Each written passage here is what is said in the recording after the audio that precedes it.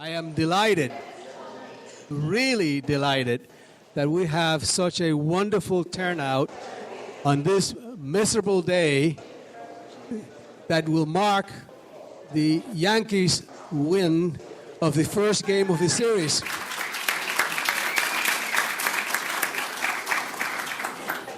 For those of you who are new to the event, let me tell you a little bit about the presidential lecture series.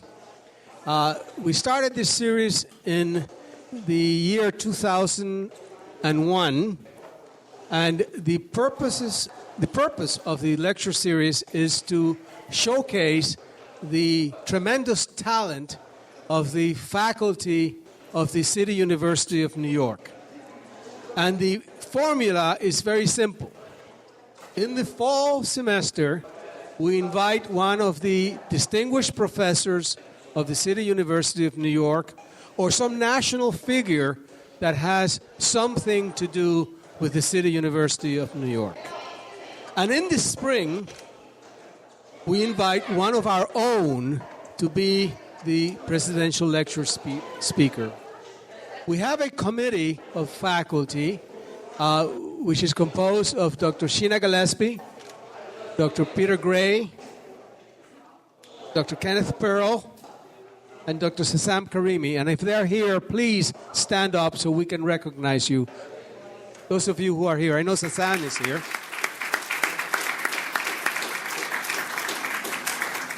These are the individuals who bear the brunt of the consequences of asking the wrong speaker to come and speak to you. But they haven't missed yet.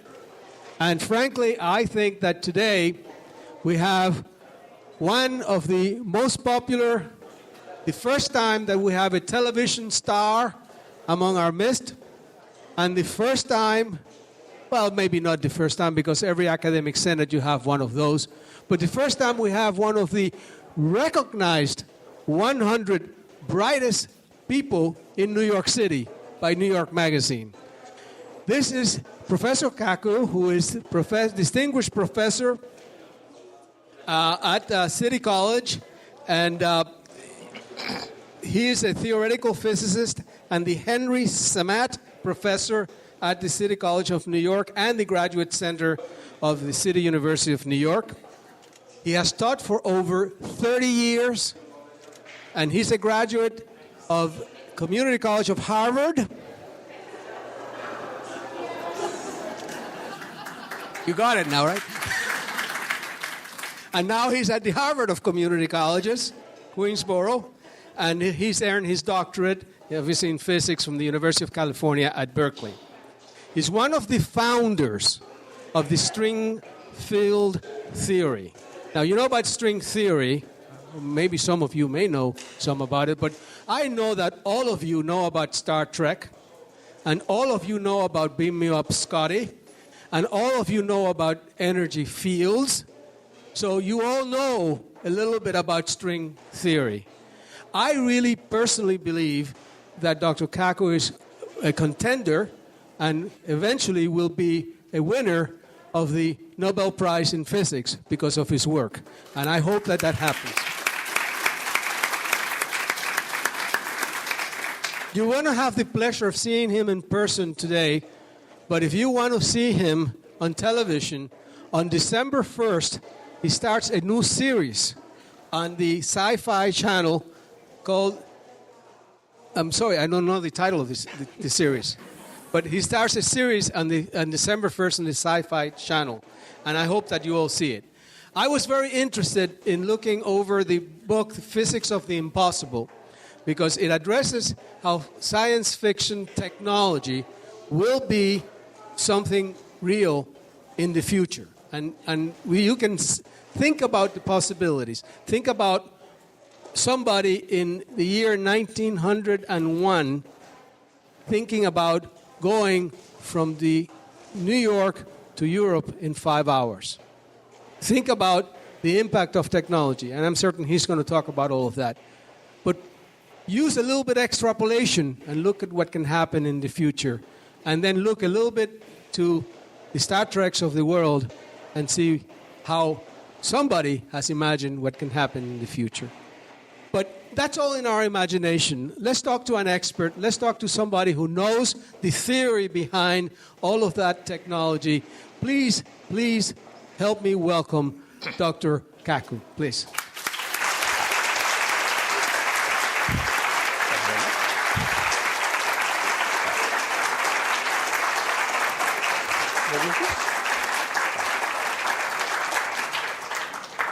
Thank you very much. After such a great introduction, I can't wait to hear the speaker myself.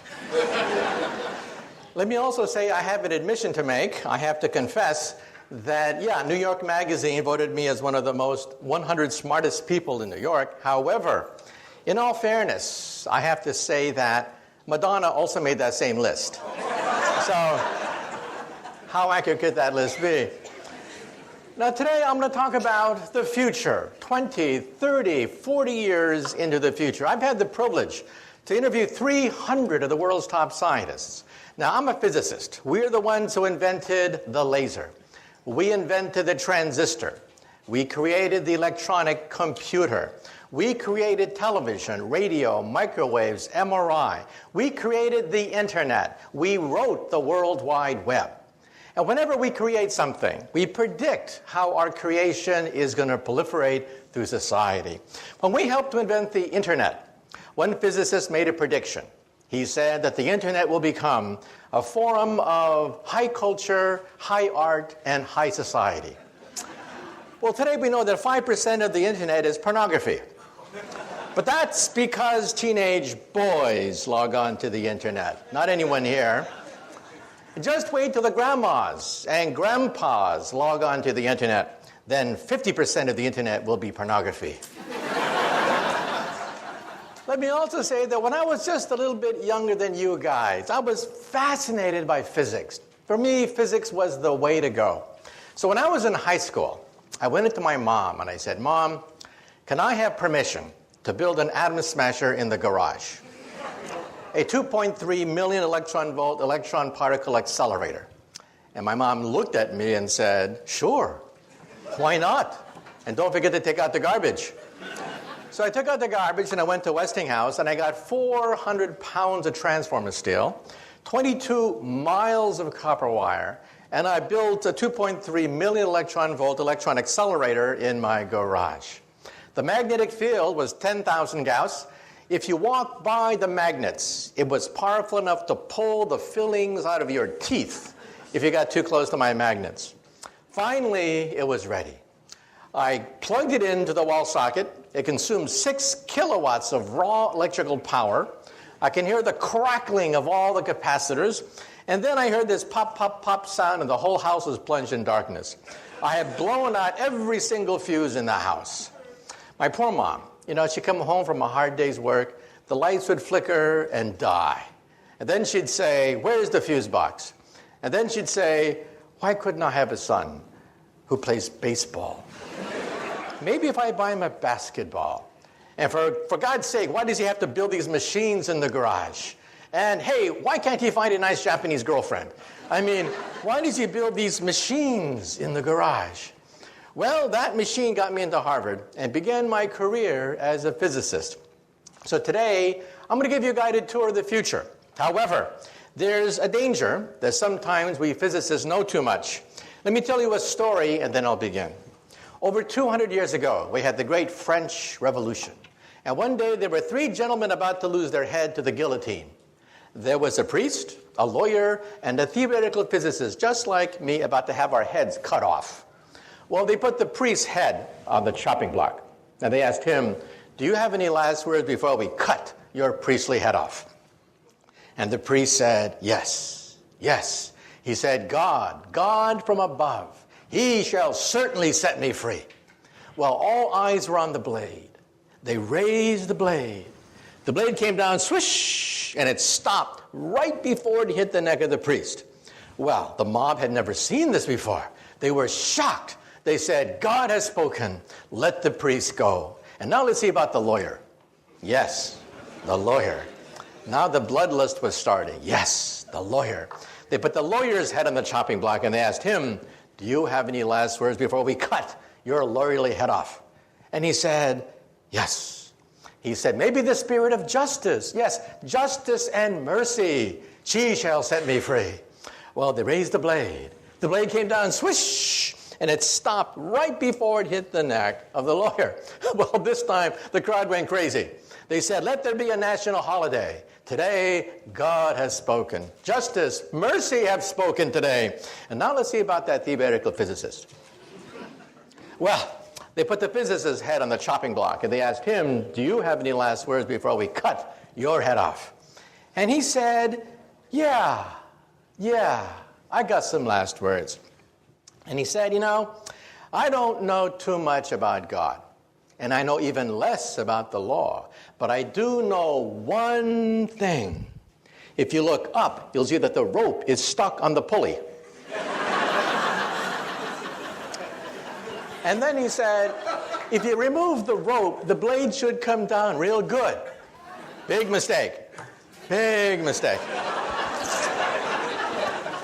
Well, the rope came down, the blade came down, and the poor physicist's head came down. And the moral of the story is, sometimes we physicists have to know when to keep our mouths shut, okay?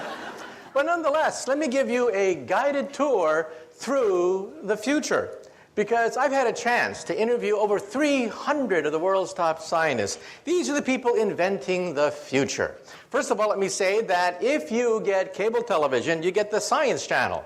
On the Science Channel, starting December 1st, as was mentioned, my book, Physics of the Impossible, is going to be appearing as a weekly TV series that I'll be hosting. Watch for it December 1st, every week after that. They call it Sci-Fi Science, Physics of the Impossible. So let's talk about that. First of all, how do we scientists know what's going to happen 10, 20 years in the future? How can we be so confident? Well, first of all, this is Moore's Law. On a log chart, you see that computer power doubles every 18 months. Now, what does that mean? This means that when you get a birthday card in the mail, you open it up, and there's a chip in it. And the chip sings, "Happy birthday to you."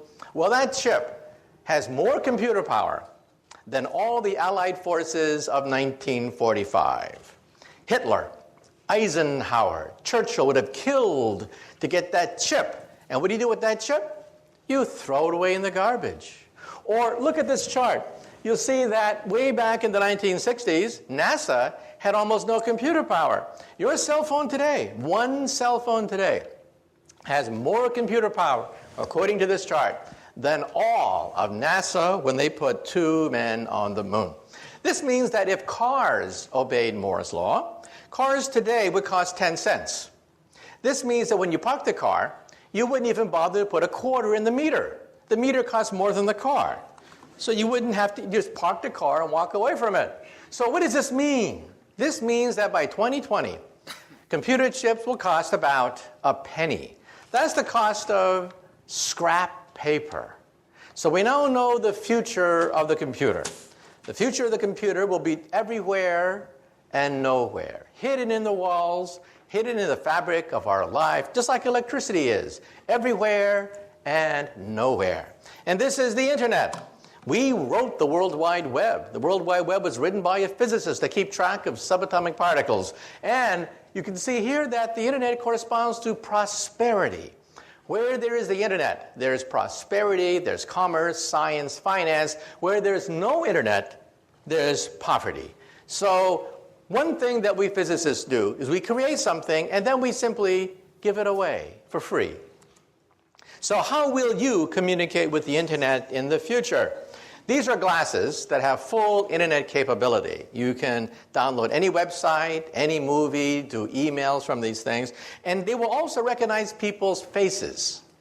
How many times have you bumped into somebody on the street and you say to yourself, who is this person? Jim, John, Jake, I know this person. In the future, your glasses will say, it's Jim, stupid, remember? You met him last week. Do you want to see his entire biography for you in your glasses? And let's say you're at a cocktail party. You're looking for a job, and you don't know who the heavy hitters are. In the future, you will know exactly who to suck up to at any cocktail party.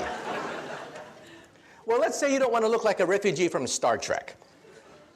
In the future, Glasses will be fashionable with full internet capability. They can be flashed directly into the retina of your eye.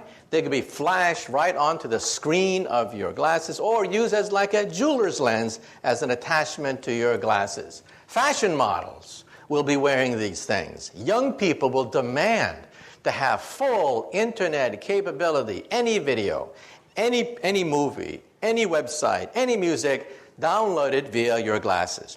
Now you may say to yourself, wait a minute. Maybe I don't wear glasses. No problem. In the future, they'll be in your contact lenses. These are internet contact lenses that we physicists are trying to build. Imagine taking a final examination. Ha! Immediately the light bulbs begin to flash, right? Think of taking a final examination. You realize that in the future, professors are going to have to throw out their final exam because you can't simply record memorization on a final exam anymore. You'll have to convey concepts, principles, rather than memorizing the names of the crystals or the shapes of the minerals or whatever. Imagine full internet capability in your glasses. Well, we physicists are working on this even as we speak. Imagine, for example, going to a foreign country. You bump into somebody and they start to talk to you in a foreign language. No problem. In the future, you will see subtitles. Subtitles of a foreign language in your contact lens. And let's say you visit the ruins of Rome. It's such a big disappointment. You read about the great Roman Empire, and then you see all that's left, almost nothing left of the empire. You go to the Roman Forum, and you only use imagination, thinking of Julius Caesar and Mark Antony at the Roman Forum. No problem. Your contact lens will recreate the full animation of the height of the Roman Empire as you walk through the ruins. This is called augmented reality, not virtual reality, a mixture of reality with animation, with subtitles, with translations. Let's say you're driving a car. Your contact lens will give you exactly how fast you're moving, how much gas you have, and will even point out landmarks as you are driving. GPS, all of that, without ever having to leave the steering wheel of your car. So this is what happens with Moore's Law. That computer chips will cost a penny, like electricity. They'll be everywhere and nowhere. When you walk into a room today, what do? You look for the light switch, right? The first thing you do is you look for the light switch. You assume the walls have electricity, even though it's invisible. In the future, when you walk into the room, the first thing you will do is look for the internet portal. You will assume the room is intelligent. So this is your cell phone of the future. This is how you will communicate with others. One screen for any video, one screen for any website, one screen for any movie that's ever been done. You'll access the entire database of the planet Earth almost for free. And let's say you have a BlackBerry. You know how tiny that BlackBerry's a typewriter is? Well, in the future, we'll have e-paper. You'll simply scroll out paper, which is intelligent, and you'll type on that sheet of paper. So your cell phone is an entire PC. In fact, it has more power than a supercomputer of today. In fact, wallpaper will be so cheap that when you put up wallpaper, it'll be intelligent. Wallpaper will be as intelligent as your computer today. This is your living room of the future. This is how you will communicate with people. Let's say you're on a college campus, and let's say it's Friday night, and you do not have a date. We all know what you do. You get stone drunk.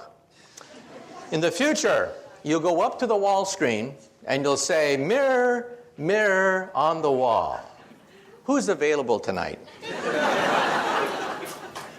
The wall screen will then contact all the other wall screens that are out there. The wall screen knows exactly the kind of person you like, physical characteristics, age, whatever, and hook you up to whoever else is looking at their magic mirror and saying, "Mirror, mirror on the wall." Then you'll go out and have some fun, come back to your apartment, and then you want to see a movie. So you'll say to the wall screen, "Mirror, mirror on the wall, we want to see Casablanca, except Remove Humphrey Bogart's face and put my face instead. And remove Ingrid Bergman's face and put my date's face instead. Now, some people are a little bit afraid of this, but realize that when the internet was first created by we physicists, it was male, it was hierarchical, it was to dominate over the Soviet Union. Why did the Pentagon give us millions of dollars to create the internet? It wasn't so that you could email your friends. That's not why we physicists created the internet. It was created to dominate a nuclear war with Russia so we can communicate and rebuild America after New York City is in ruins, Los Angeles, Chicago are vaporized. That's how we're going to recreate America after World War III. Today, the internet is female. 51% of the users of the internet are women, and they use it to touch people. That's what it's all about.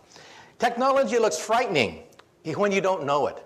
But then you realize the whole purpose of the technology is to be female, to touch people, make contact with people. So the internet has flipped from being a war-fighting device to be a device that allows you to communicate to all your friends. That dog, for example, on the left, is a cyber dog. It doesn't really exist. It babysits your kids, runs, barks. That dog does everything except pee on your carpet. Let's say it's Thanksgiving time and you're lonely because one son's in Australia, another one's in Russia, another one's on the South Pole. No problem. You'll all gather around your all wall screens. You'll put on your contact lenses and you will see everybody around the dinner table as you carve up the turkey in cyberspace. Also, we're putting chips everywhere. Chips are going into toys now. Toys are becoming intelligent. This is causing a problem for the English language. A contradiction in terms called smart Barbie dolls. Another contradiction in terms is Microsoft Works. That is also a contradiction in terms. So again, any technology looks frightening when you first see it, and then you realize, hey, the whole purpose of this technology is to touch someone, to reach out and to touch people. This is your office of the future. Today, of course, your office is built around the PC. But why should that be? The PC of the future will disappear. The future of the computer is to disappear. Electricity has disappeared. We no longer see electricity. Intelligence will also disappear into the fabric of our lives. These are scrap computers. This is your office of the future. You'll scribble on a sheet that has full word processing capability, paint capability, and then you'll throw it away. And as you go from room to room, the files move with you. Your files are more important than the computer. The computer only costs a few pennies, after all. In fact, when you go shopping, today you have a barcode whenever you buy something. In the future, instead of having a barcode, it'll have a chip. The chip will cost less than the barcode of the future. And so this is how you will move from office to car, car to home, home to office. The software follows you seamlessly everywhere you go. This is your cubicle of the future. This is how you will operate. And like I said before, if you don't like to be in a cubicle, you just talk to the wallpaper. The wallpaper is fully intelligent with a screen, what have you. This is the car of the future. I had a chance to drive this car. This car has no driver. It is a driverless car. These cars have now driven hundreds of miles in the Mojave Desert without a driver. GPS is the secret to allow this car to drive. And for the Discovery Channel, they put me in the driver's seat. I started to drive the car, and then I went like this. Try to drive like this next time. This means that traffic accidents could disappear from the English language. Traffic jams, traffic accidents could disappear as the cars literally drive themselves. And let's talk about health. Health is going to be turned upside down. First of all, when you go to the doctor, your doctor will be in your toilet. You'll go to the doctor 3 times a day.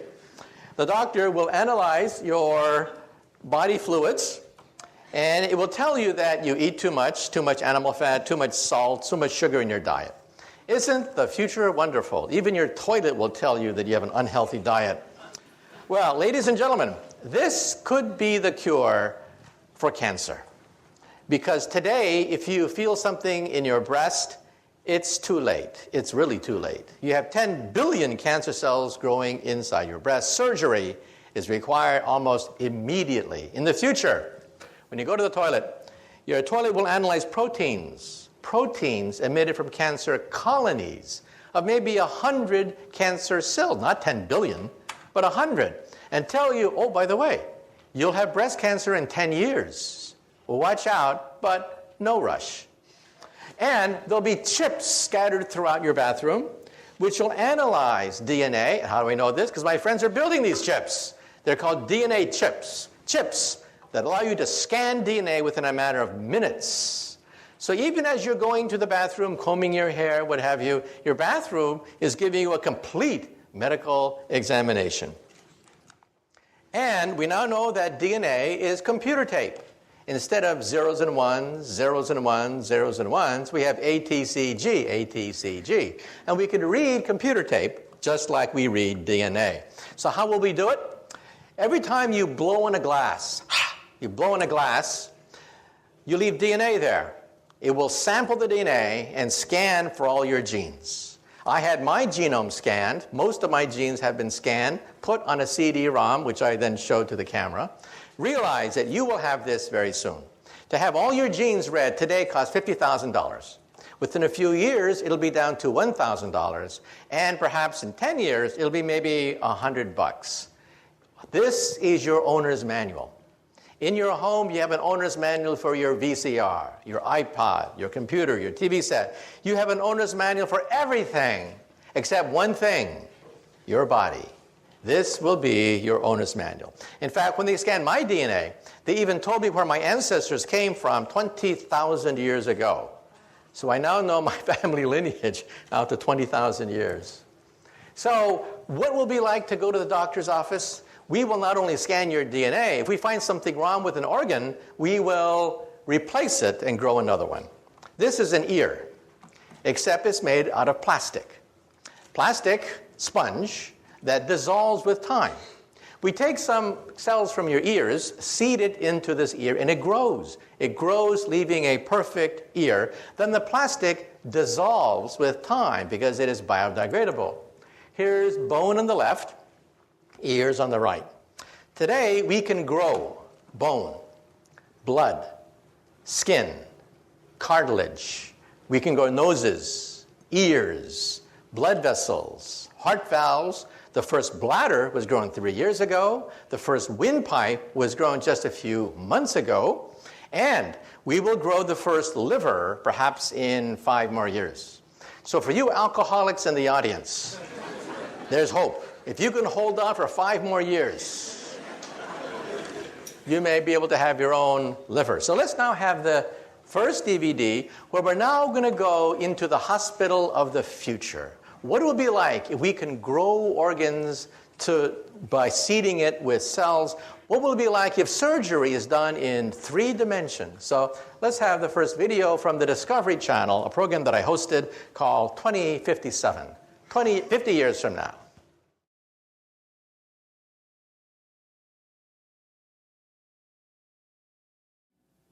So, as computer power doubles every 18 months, it means that every aspect of our life, finance, commerce, health, is going to be turned upside down as we begin to realize that computer power can enrich our lives. This is the world's first bladder, a human bladder that was grown from a young girl's own cells and implanted into that young woman.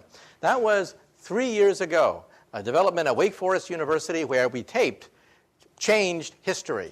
And within 5 years, we hope to have the first pancreas, the first liver, perhaps even the first kidney. These are the frontier organs that are now being looked at to be grown in the laboratory. The first windpipe was grown just 3 months ago, and in mice, we actually grew an entire heart.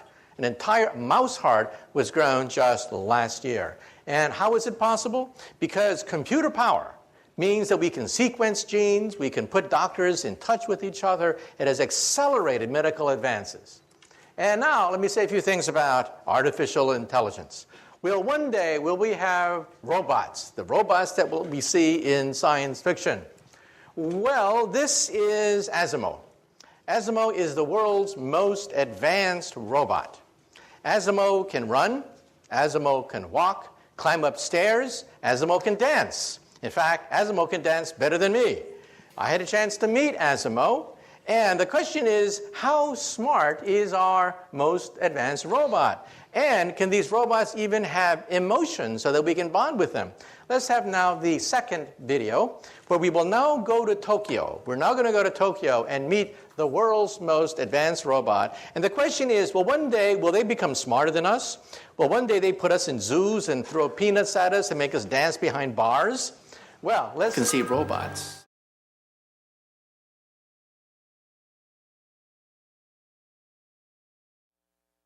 The question is, how smart are our robots? Well, one day, will they be smarter than us and put us in zoos? Well, first of all, here's the governor of California in a very bad mood. So, well, one day, will we have to deal with mad governors?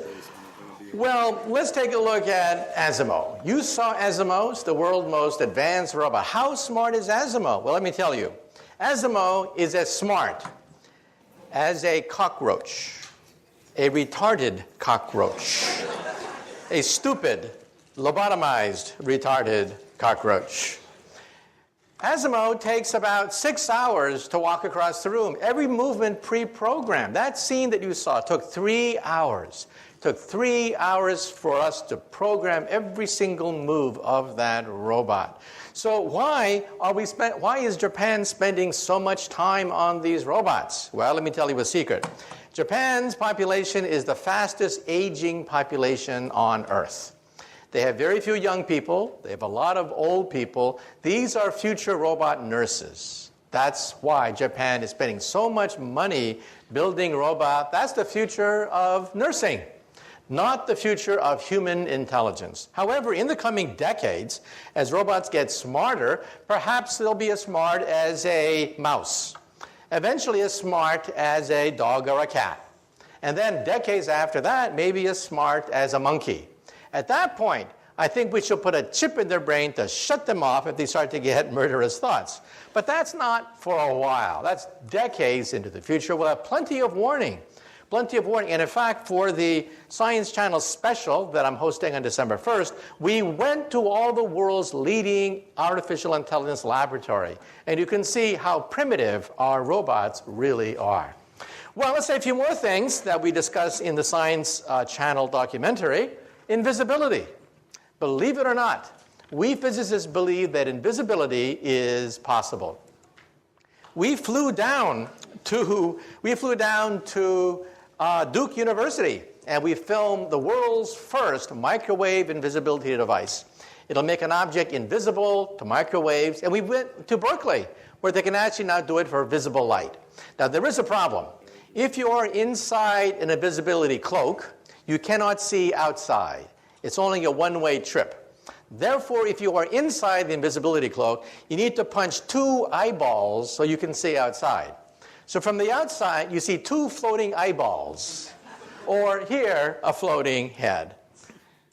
So remember that metamaterials allows us to bend microwave radiations around an object, just like water flows around a boulder. If you were downstream from a boulder, you don't know that there is a boulder upstream. That works for microwaves, and at Berkeley and Caltech, on a microscopic scale, they showed that it works for visible light as well. So this means that in the coming years, coming decades, we may be able to attain full invisibility, just like you see in the movies, but we don't have it yet. Also, teleportation. Wouldn't it be great to simply zap yourself across the room, just like they do in Star Trek? Well, this is called quantum teleportation. And for the Science Channel TV series, we went down to Maryland, to the University of Maryland, where we actually photographed with a TV camera, actually photographed an atom being zapped across the room. A TV screen lit up every time an atom was teleported from one chamber to the next chamber. Now, this, of course, creates problems, because if you're Captain Kirk, you have to die, you have to dissolve in the process of creating a copy of Captain Kirk over there. So who is that imposter over there? That imposter over there looks like Captain Kirk. He sells Priceline just like Captain Kirk, okay? So who is that person over there? You just saw him die. And there he is selling Priceline over there. It really makes you wonder, who are we? Are we just information? That information can be zapped from one place to another? And believe it or not, telepathy is coming faster than you think. We taped this again for the Science Channel special, 12 episodes, 30 minutes apiece, starting December 1st. Here's how it works. This is Brown University, where we have a stroke victim on the lower right. He is paralyzed. He cannot move. He cannot communicate with his loved ones. He is a quadriplegic, a stroke victim. On the upper left is a chip. They put the chip in his brain, shown on the lower left. You can see the dot where the chip is placed. You hook up that chip to a laptop. That person, who is now totally paralyzed, can now read emails, surf the web, answer emails, do crossword puzzles, do everything you can do on a computer, except this person happens to be paralyzed. This means that in the future, you may want to simply communicate with the web by thinking about it. We can also use this technology, by the way. This is how it works, by the way. He's allowed to see the laptop. You see the connection on the right. An electrode that connects to a laptop computer, the world's first direct link between the human mind and a computer. And also in Japan, they have very tediously mapped images of the brain onto an MRI scan and had a computer recognize them. We can actually see the outlines now, the decoded outlines of an object that you are looking at with your eyeballs. This means that when you are asleep and are dreaming, we may be able to photograph some of the dreams that you have. This has already been done at Kyoto University, not with dreams, but with a person looking at an object. A computer decodes the images on an MRI scan. We can now recognize, the first thing that was done was a horseshoe. You can actually see the horseshoe, the person's horseshoe that he's looking at via an MRI scan. But in the article, it says that the next target is dreams. Maybe one day we'll be able to record your dreams. This is how it looks like. You have to put this thing on top of your head, but in the future, it may be invisible. It may be painless and invisible, and you'll be able to surf the web all by yourself. Also, we should also point out that we can actually use this for a lie detector test. When you tell a lie, your brain scan lights up like a Christmas tree. That's because first, you have to know the truth. Second, you have to create the lie. Third, you have to create the cover-up of the lie. And fourth, you have to analyze the consistency of the cover-up with all the other lies you've been telling all these years. That's a lot of brain power. And you can actually see that on an MRI scan. Now let me say a few things about the far future. So far, everything I've talked about is the near future. We're talking about 10, 20, 50 years in the future. Now let's look even farther. We went to NASA, and we visited the scientists who dream of one day building a starship. This, of course, is far beyond anything we can muster with today's technology. However, we actually interviewed scientists who believe that it may be possible to bend the fabric of space and time so that we can leap forwards across enormous distances, perhaps using Einstein's theory. This is a black hole. Black holes are not science fiction anymore. We photographed the accretion disk of black holes. This black hole lies at the center of a gigantic galaxy, NGC 4258. That dot you see at the very center is about 1 light year across. In the inside of the dot is a raging black hole. In fact, if you want to see a black hole tonight, go outside, look in the direction of Sagittarius. That is the center of the Milky Way galaxy. There's a black hole there, which in some sense lies at the center of our galaxy. So kids ask the question, if the moon goes around the Earth goes around the sun, then what does the sun go around? Well, we know the answer to that. The sun goes around a black hole in the constellation Sagittarius at the center of the Milky Way galaxy. Now, if you look at that black hole, it's rather disappointing. Dust clouds obscure the galactic nuclei. If you could somehow remove the dust clouds, then you would see a fireball.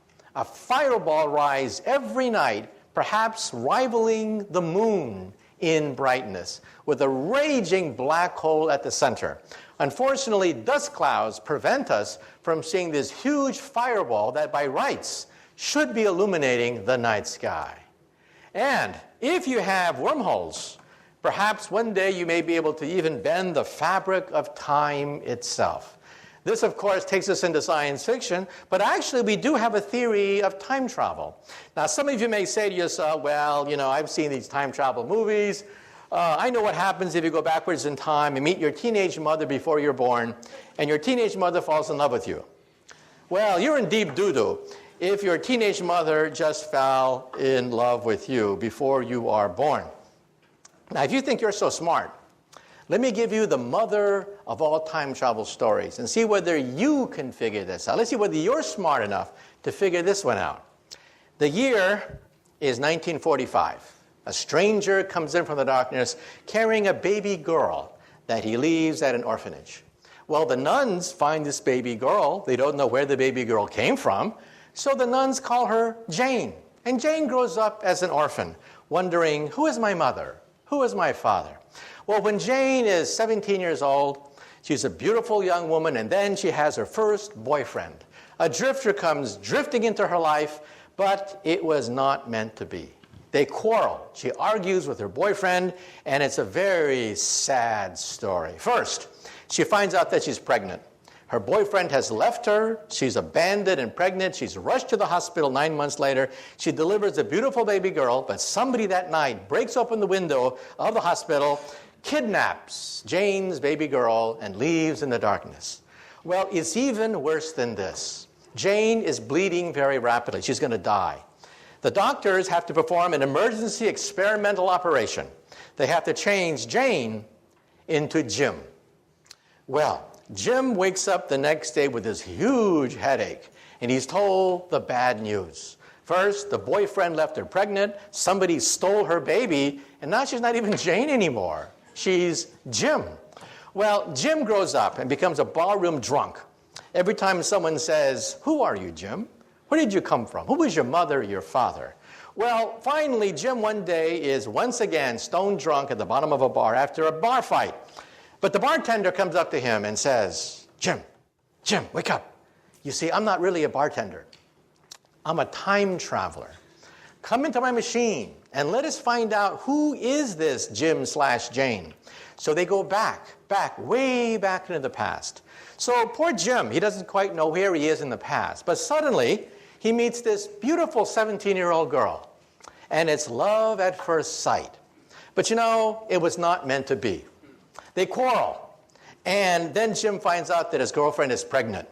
And then Jim says to himself, oh my God, history's repeating itself. This happened to me. Well, I'm going to make sure that my baby gets the best education possible. That night, 9 months later, Jim goes to the hospital, breaks open the window, kidnaps his own precious baby girl. And then Jim and his baby girl go back into the time machine. Again, way back into the past, until it is 1945. It is a dark and stormy night. Jim comes in from the darkness carrying his precious baby girl that he drops off at an orphanage.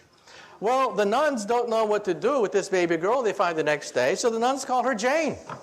And Jane grows up wondering, who is my mother? Who is my father? I was left as a foundling on the doorstep of this orphanage. Well, Jim finally gets it together. Jim says, I don't want to be a drunk all my life. I'm going to join the Time Traveler's Corps. So Jim has many heroic exploits in the annals of time. Now Jim is an old man. He says to himself, I've had a good life, but I want one final mission. For my last mission in time, I'm going to go backwards in time, put on a wig, to impersonate a bartender, to meet a certain barroom drunk who just got into a fist fight because someone said, who are you, Jim? Who is your mother? Your father? Now, for 10 points, who can tell me, who is Jim's mother? Father, son, daughter, granddaughter, grandfather, great-great-grandfather, in the back. Yeah, Jane is a family tree unto herself. Can you imagine a family get together and they get into a food fight and someone says, you did this to me. No, you did that to yourself, okay? Well, we physicists think about this. This is a wormhole. This is what I do professionally. I work in something called string theory. I'm the co-founder of string field theory. And we think that perhaps the fabric of space and time can be bent. In which case, perhaps you just may be able to go backwards in time. However, the energy necessary for this is the energy of a black hole. So this is not for us anytime soon. However, 150 years ago, there was a gentleman in England, a mathematician at Oxford University, who wrote the first book on wormholes. Who was this professor of mathematics at Oxford University? Does anyone know the name of this Oxford University professor? His name was Professor Charles Dodson. He could not write under his real name because he was an Oxford professor. So what did he create? A pseudonym, Lewis Carroll. This is the world's first representation of a wormhole in the English language, written by a distinguished professor of mathematics at Oxford University who wrote under a pen name, Lewis Carroll. In fact, Queen Victoria was so enchanted by Alice in Wonderland that she wrote Professor Dodson a letter. Queen Victoria said, please, please, please, give me your next book, which he did. It was a treatise on higher mathematics that he sent to Queen Victoria, okay? So now let's say a few things. Some people say that, well, if this is for the future, let's talk about the future, far future. When we physicists look in outer space, we don't look for little green men. When we look in outer space, we look for type 1, type 2, and type 3 civilizations. A type 1 civilization has the power of an entire planet. They are a planetary civilization. They harness the weather. They can play with thunderstorms. They play with hurricanes and volcanoes. That's type 1. Type 2 is stellar. They consume the power of a star, like the Federation of Planets on Star Trek. Star Trek would be a very typical type 2 civilization. Type 3 controls the power of an entire galaxy, like the Empire of Empire Strikes Back. Once they had William Shatner on StarTrek.com, and he was answering all the questions of the Trekkies. The Trekkies would ask William Shatner questions like, what is the fourth dimension? What is antimatter? What is a black hole? And William Shatner was getting more and more frustrated. The people at StarTrek.com said, finally, he got so frustrated, he pounded on the desk, and he said, damn it, I'm an actor. I know nothing about Star Trek. About the fourth dimension, antimatter. Get a physicist. Ask me about Priceline. Anything. So they had me on later, and I had to answer all the questions of a Trekkie. Well, Star Trek is a type 2 civilization. They can barely harness the power of a star. This is type 1. A type 1 civilization is planetary. In about 100 years, we will be a type 1 civilization. What are we today? We are type 0. We don't even rate on this scale. We get our energy from dead plants, oil and coal. This is type 2. Type 2 is stellar. They control the power of a star. They are immortal. Nothing known to science can destroy a type 2 civilization. Even if their mother's star goes supernova, they can simply leave or just move the planet. And this is type 3, where they can actually play with black holes. I once gave this talk in London at the planetarium there, and a little boy comes up to me, about, age 10, real pest. He comes up to me and he yanks on my pants, and he says, Professor, you're wrong. There's type 4. And then I looked down on this little 10-year-old boy, and I said to him, shut up, kid. Why don't you go play in traffic? There's a nice intersection over there. And he wouldn't go away. He just kept yanking on my pants, and he said, Professor, you're wrong. There's type 4. And I said, look, kid, there are planets, stars, and galaxies. That's it. So any advanced civilization would have to be planetary, stellar, or galactic. And he insisted, you're wrong. There's the power of the continuum. Now, any Star Trek fans out there? What civilization harnesses the power of the continuum? The cube. Very good. Now, if you did not understand what just transpired, get with the program. Get with the program, okay? It's on every Tuesday night. Get with the program, for God's sake, okay? So one day, will we be able to harness this fantastic power, the power of the 11th dimension? This is my domain. This is what I work on. I work on string theory. We're going to begin to test the string theory starting next month. Watch for it. End of November, beginning December, they're going to crank up the biggest machine of science ever created, the Large Hadron Collider. And we're going to be able to test the periphery of this theory starting next month outside Geneva, Switzerland. It'll take years, of course, to analyze the data. However, let me also say that when we look at the Earth from outer space, we see that the Earth sits in this gigantic bubble. You see, our Earth also radiates. We radiate radio and television for 50 years.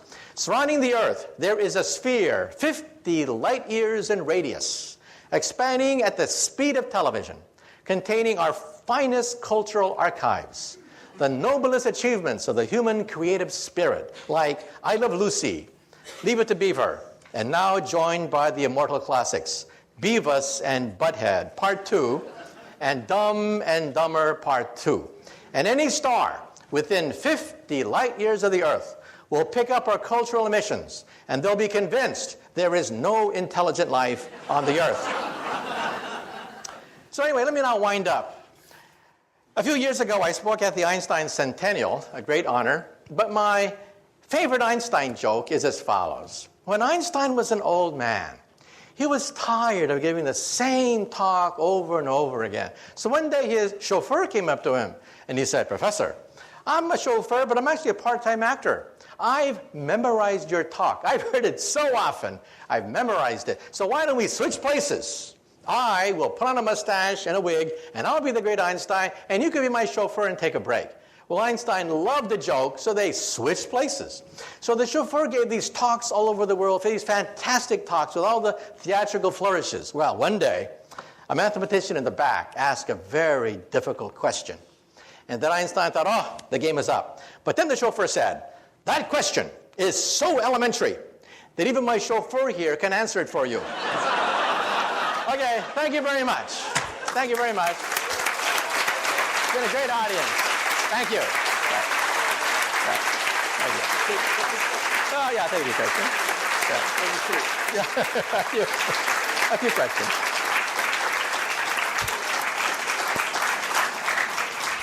Wonderful, right? Really wonderful. Dr. Kaku will take 2 or 3 questions because the time is short. So you have a question.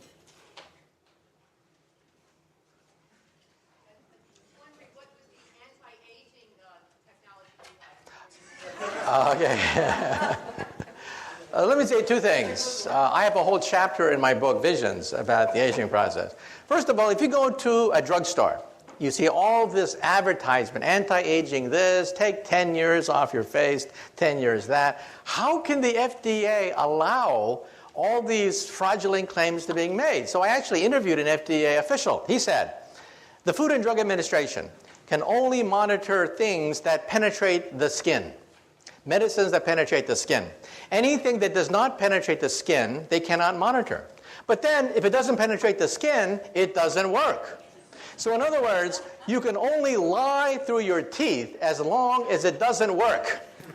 Let me repeat that again. According to federal law, you can make any statement you want about take life, take 10 years off your face, whatever, anything you want, as long as it doesn't penetrate the skin, as long as it doesn't work. Now, let me tell you the science. We went to MIT and we interviewed the discoverer of a rather important gene that's creating headlines. Oprah Winfrey devoted a show to it, 60 Minutes devoted to a show to it. It's called SIR2. It is a gene and a protein that seems to mimic caloric restriction. Now, there is one and only one way of multiplying the lifespan of an organism, all the way from yeast cells, spiders, insects, mice, rabbits, dogs, cats, monkeys were analyzed, and the results came out front page of the New York Times about 2 months ago. If you starve yourself and consume 30% less calories, you live 30% longer. Now, how many of us want to starve ourselves But the genetic mechanism of that is gradually being worked out. It turns out that the human body, or any organism, has two choices. One is, if you undergo famine, you have to hunker down, eat less, lower metabolism, and just ride out the famine. The other one is consume all you want and have children. So a body has two choices. Animals mostly suffer famine. Famine is a normal state of most animals. So animals do this all the time. They hunker down, eat less, reduce metabolism, and ride out the period of famine until they can gorge themselves and have children. Well, you found the gene, SIR2, which actually mimics that behavior without having to starve yourself. Now, is it the fountain of youth? I interviewed the guy who discovered it, and he said, no. Don't believe the hype. However, he said, once we do find the fountain of youth, it may be part of it. So the point I'm raising is we're now working out the genetics of the aging process. Did you know, for example, that some animals don't die? Crocodiles, alligators, flounders, they just keep getting larger. They don't die at all. They're just as vigorous at 70 as they are at 5. So how come your textbook says that the crocodiles die at age 70? That's because the zookeeper died at age 70, okay? Crocodiles just keep on going. They have no known finite lifespan. They simply get bigger. So in the animal kingdom, you know, it's not necessary to die or age. They just keep getting bigger. That's why you don't see gigantic crocodiles, is because they die of starvation, accidents, or disease. But they have no finite lifespan. So it's not necessary to die. They're just as vigorous with no aging. So the short thing of it is, A, it's still a long ways to go. However, B, we scientists are now seriously looking at the possibility of retarding the aging process. We do not, I repeat, not have the fountain of youth. However, as one scientist said, I regret the fact that my generation may be the last generation to die. Well, I think that's an exaggeration. I think people will be dying for quite a while into the future. But it does mean that real progress is being made in the aging process, which is something I could not have said a few years ago. How about you? Your desire to prove Einstein's theory correct. How close are you? Well, we want to go beyond Einstein, because Einstein's theory breaks down at the center of a black hole and at the instant of creation. Einstein's theory makes no sense whatsoever. We need a higher theory. The only higher theory which includes the quantum theory and Einstein's theory is string theory. It is the only game in town. Some people say, well, if I don't like string theory, give me an alternative. And the answer is, there is none. It is the only game in town. You either work on string theory or you just work in the wilderness. So next month, we're going to begin to crank up the Large Hadron Collider. Now, the Large Hadron Collider will not eat up the Earth, as some people claim, because every day cosmic rays from Mother Nature rains radiation on the Earth more powerful than anything we can create with this pea shooter called the Large Hadron Collider. So we're going to begin to test the periphery of the theory. The theory itself is too difficult to test directly, but we hope to find indirect proofs by looking for what are called sparticles. Sparticles are superparticles, a new class of particles that we hope to create with the Large Hadron Collider. And again, it'll take a few years to analyze the data, but the machine will be cranked up next month. By the way, I just spoke in Texas last month, and the people in Texas know that they had the Super Collider to be built outside Dallas, Texas. The Super Collider was to be 3 times bigger than the Switzerland machine. So how come it's not based in the United States? How come we have this brain drain to Switzerland? Well, it's because in 1993, there were cost overruns on the Super Collider, and in the last day of hearings, a congressman asked a physicist in the last day of hearings, quote, will we find God with your machine? On the last day of hearings. Everything hinged on this one answer. So the poor professor of physics said, we will find the Higgs boson. At that point, you could hear all the jaws hit the floor of Congress.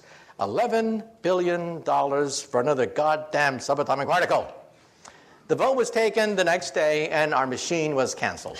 And that's why we have this brain drain to Switzerland right now. Since then, we physicists have been replaying that question over and over and over again in our minds. How should we have answered that question? Well, I would have said this. I would have said God. by whatever signs or symbols you ascribe to the deity. This machine will take us as humanly possible to his or her greatest creation, Genesis. This is a Genesis machine. It'll recreate on a tiny scale the most momentous event in the history of our universe, its birth. Instead, we said Higgs boson, and our machine was canceled. I should hope that the next time we get asked that question, we think about the answer a little bit more. Okay, one last question. Last question. About right there.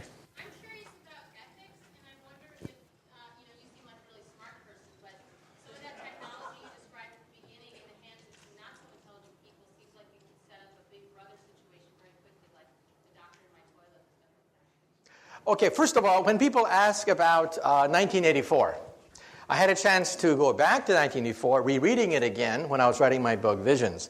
And I realized something. The internet could have been a device like what happened in 1984. A device which monitors everything, knows everything. However, an event happened, and that is the Soviet Union broke up. The internet was a war-fighting machine. Secret, for the most part, devised by military scientists, used by physicists like myself.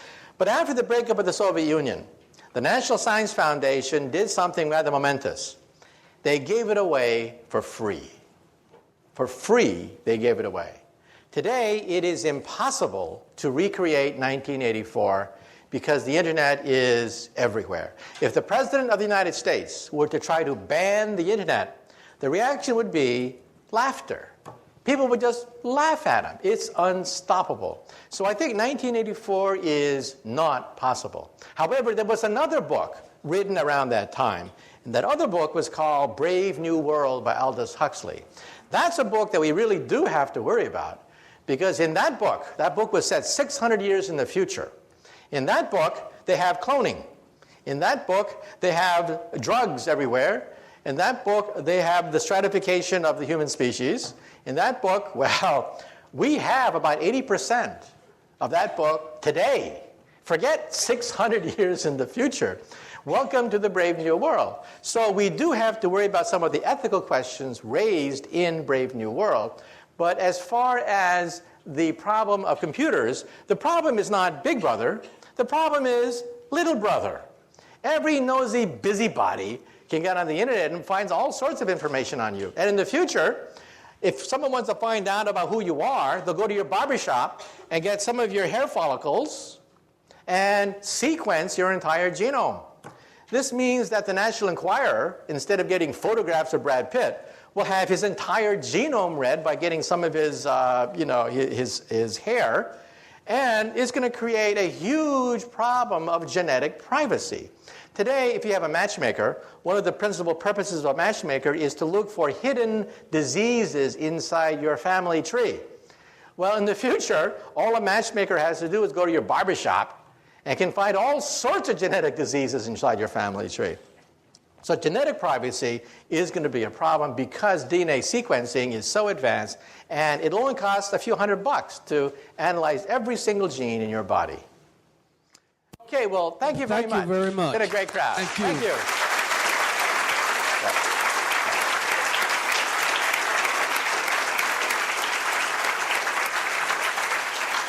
There are some refreshments outside, and I'm certain that if we do not overcrowd him, we might be able to have some contact or some personal discussions with Dr. Kaku. Thank you again for coming. Okay.